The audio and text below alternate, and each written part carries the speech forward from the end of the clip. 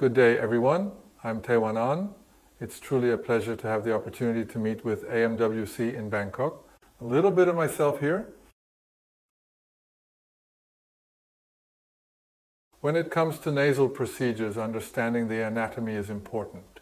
There are a couple of areas in the nose that require careful consideration. You've got the nasal bone up here, upper lateral cartilage, and alar cartilage. Now, the upper lateral cartilage and nasal bone form a kind of snug space. It is fixed. So, when we're looking to lift the nasal tip, we need to work with the alar cartilage. Now, when it comes to using silicone implants, we typically place them in a way that compresses the alar cartilage. This can sometimes lead to issues like nostril deformities or even protrusions. That's why having a good grasp of the anatomy is crucial for these procedures. Again, the upper lateral cartilage and nasal bone are fixed in place, while the lower lateral cartilage can move more freely, kind of like an accordion. This understanding is important because it explains why thread procedures might not hold up as well as silicone implants in the long run. Threads can give you that temporary augmentation, but they tend to revert over time due to everyday face movements. On the other hand, with an L-shaped silicone implant, we're able to maintain that augmentation appearance for a good few years. However, it's worth noting that eventually the implant may erode and cause some protrusion. So, it's crucial to keep this anatomical structure in mind when planning and executing procedures. The nasal bone is positioned like this, with the upper lateral cartilage below it and the alar cartilage situated here. So there have been cases where the thread inserted ended up coming out of the throat. What happens is that the thread is inserted into this space between the nasal bone and the upper lateral cartilage. Then it travels into the nasal cavity. If you keep inserting without realizing, it can continue past the nasal cavity into the nasopharynx and even end up coming out from the back of the patient's throat. That's why we refer to this area as the rhenion and the upper part as the nathion. The rhenion area is the keystone area, slightly convex. So when inserting threads here, it's important to pinch with your fingers and create space upwards for insertion.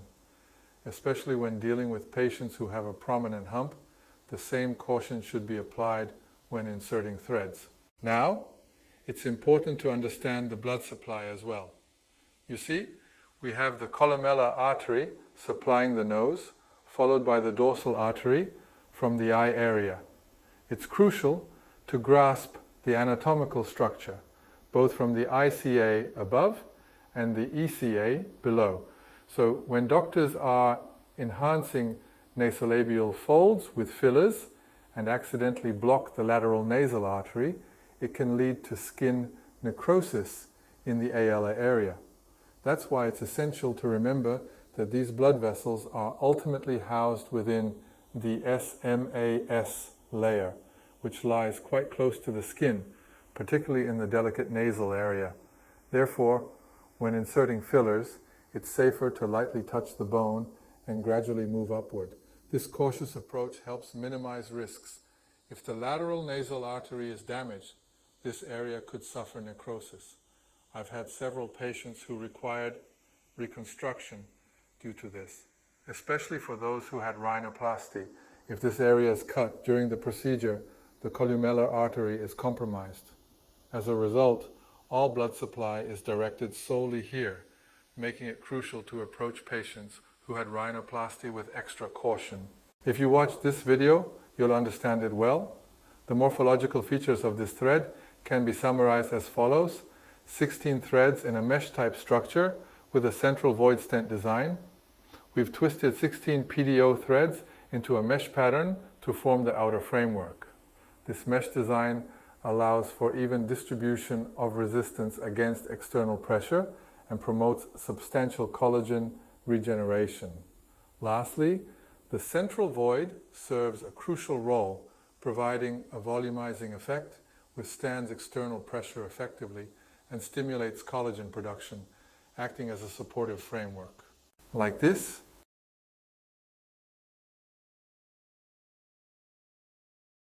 Anyway, now the distinctive feature of this new scaffold concept is that it has multiple side holes when viewed from the side, creating a unique structure with a central hollow. It's the only product designed this way, providing an environment where autogenous materials can grow. Once inserted, the body's own cells can penetrate, preventing migration, which is a significant advantage. Additionally, being made of PDO adds to its safety profile.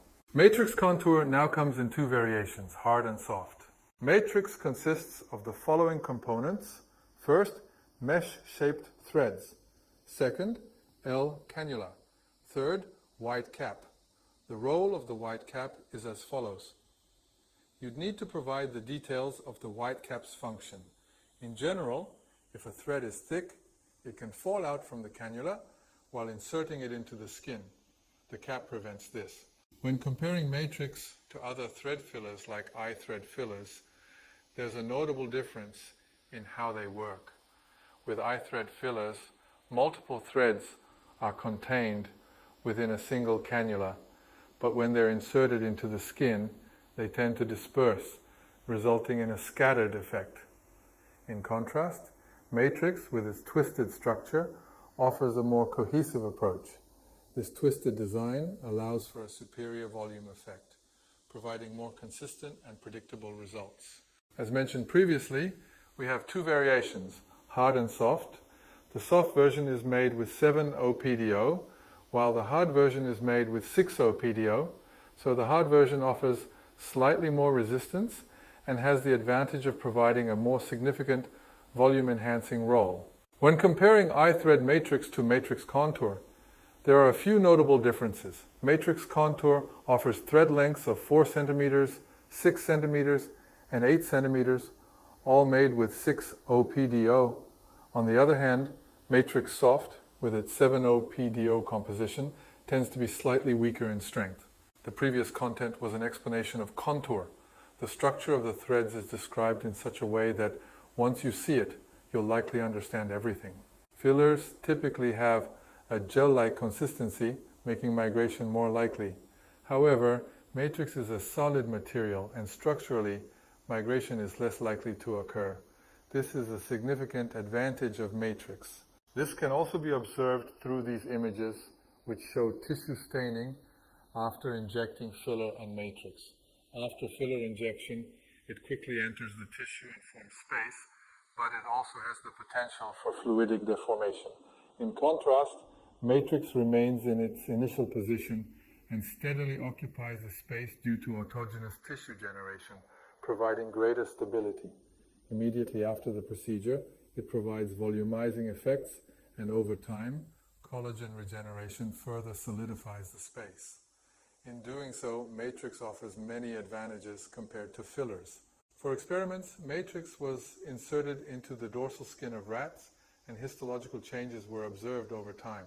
After 1 to 2 months, it was observed that microvessels and type 1 and type 3 collagen began to appear around the threads.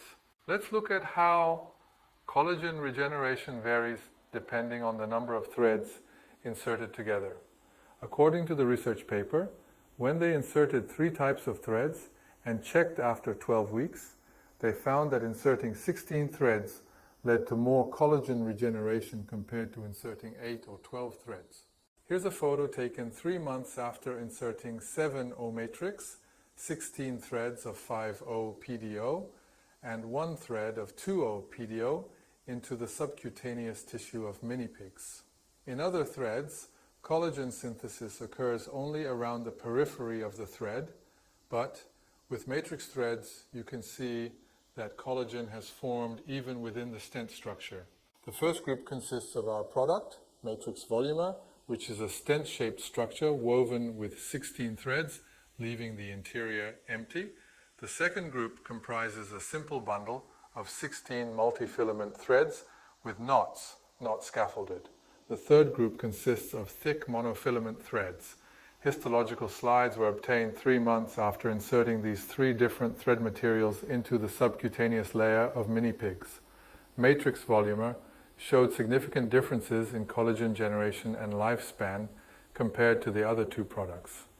It accumulated numerous newly formed blood vessels and collagen both inside and outside the scaffold, forming more durable and compact collagen areas. The other two products only generated small amounts of collagen around the threads due to foreign body reaction, with no blood vessel formation. Eventually they formed scar tissue due to collagen degradation. In conclusion, Matrix Volumer demonstrates clear differentiation in collagen generation and longevity compared to other products. The summary of the experiments is as follows. During the 4-week period, collagen tissues containing newly formed blood vessels were created inside the scaffold. Initially, these collagen tissues were type 3, but by the 12th week, they had completely transformed into type 1, resulting in an overall thickening and toughening of the tissue generated by the scaffold.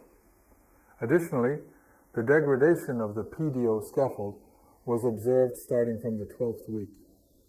In conclusion, based on these two experiments, we believe that the tissue generated by Matrix Volumer will persist permanently. The procedure is very simple and straightforward. Using an 18-gauge needle or number 11 blade, make a puncture. Insert the Matrix Volumer cannula into the subcutaneous fat layer beneath the wrinkle after the puncture. It is very helpful for the procedure if the assistant maintains tension on the skin. Once the Matrix Volumer is accurately positioned in the treatment area, push the sponge holding the thread towards the handle, separate the thread first, and then remove the white cap at the back of the handle. Next, gently press the skin where the thread is inserted while removing the cannula so that the thread does not come out with the cannula. Afterwards, with the remaining thread outside the skin, firmly press the skin where the thread is inserted and cut off the remaining thread as if pushing the skin. Cutting the thread while firmly pressing the skin ensures that the thread remains safely inside the skin. The procedure is very simple and straightforward. We'll make sure to mention this part again in the procedural video. Place it beneath the dermis, below the epidermis, in this area. And this is regarding the reverse thread. So, back when I was a key doctor for N-Kogi product company, when you insert it like this, since there's a bump, it grabs onto it perfectly. That's why the position is precisely determined. But with Matrix, since there are no bumps, the procedure method is slightly different. I'll explain it in the video. Let me talk while watching this. Here, I'm making a hole with an 18-gauge needle. The surgery I did today was for the nose, and I filmed it today.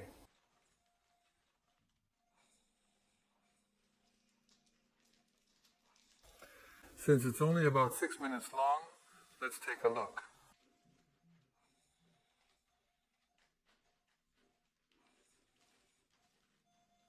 When I inserted it initially, it didn't catch well here, so it slipped out.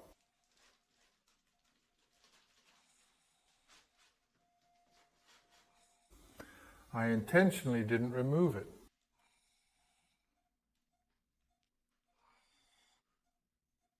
Even after removing the cap and pressing, it still slipped out.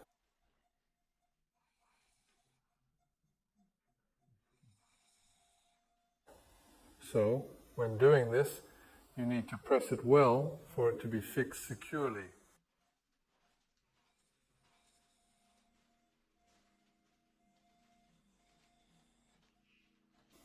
And because this person's skin is thick and there's a lot of soft tissue due to being obese, you have to firmly hold it like this to prevent it from slipping out.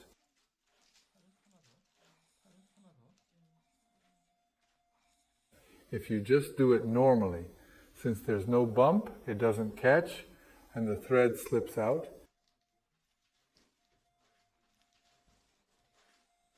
Doing it this way, it doesn't slip out and stays in place.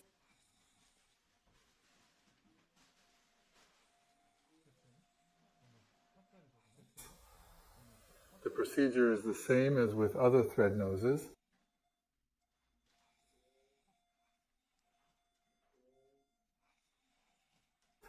I inserted about 4 threads.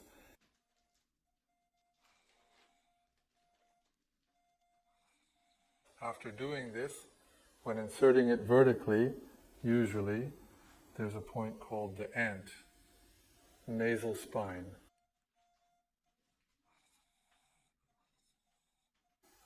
But now, inserting it around the ant, nasal spine usually, with threads that have bumps, you can just insert them. But these threads tend to slip out.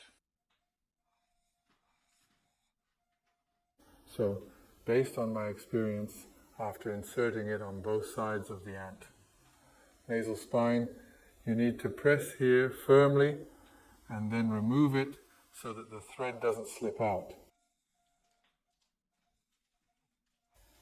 Normally it shouldn't come out here, so you should insert it like this in a straight line.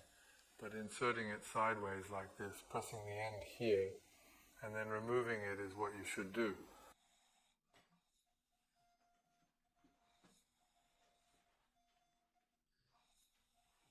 I think it's impossible to pull it like a cog thread nose here. In my opinion, after doing this, it would be good to supplement with some filler here to provide additional support, especially on the non-cartilage side. Let me take a look at what was inserted and remove it immediately.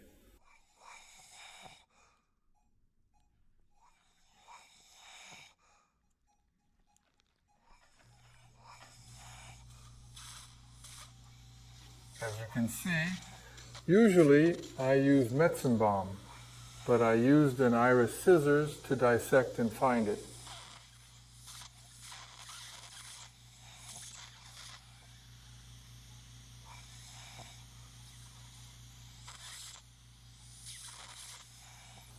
The thread is well placed under the SMAS layer, and the position is well secured once I inserted it.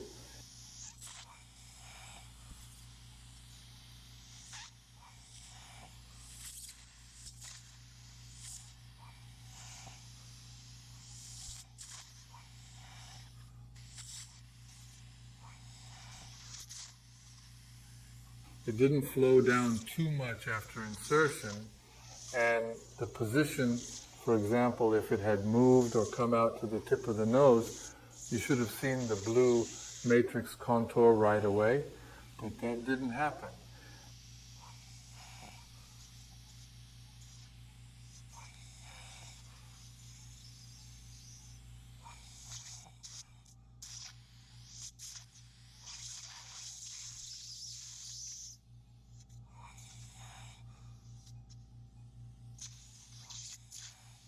And earlier, there was a thin thread attached to the end of the contour. So I can guide it a bit.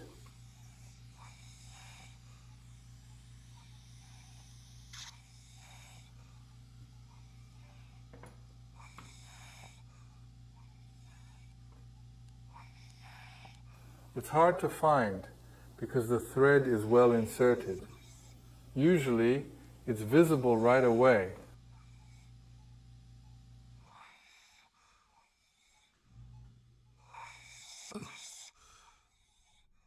I'm finding it here and removing it.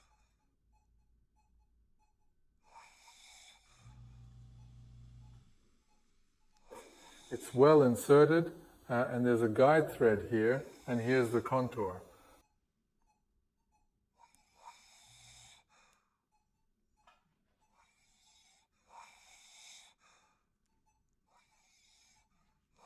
So that's how I'm removing it.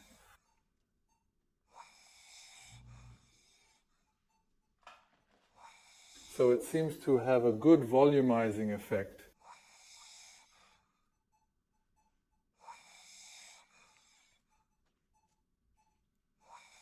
If you look at what's inserted into the nose bridge,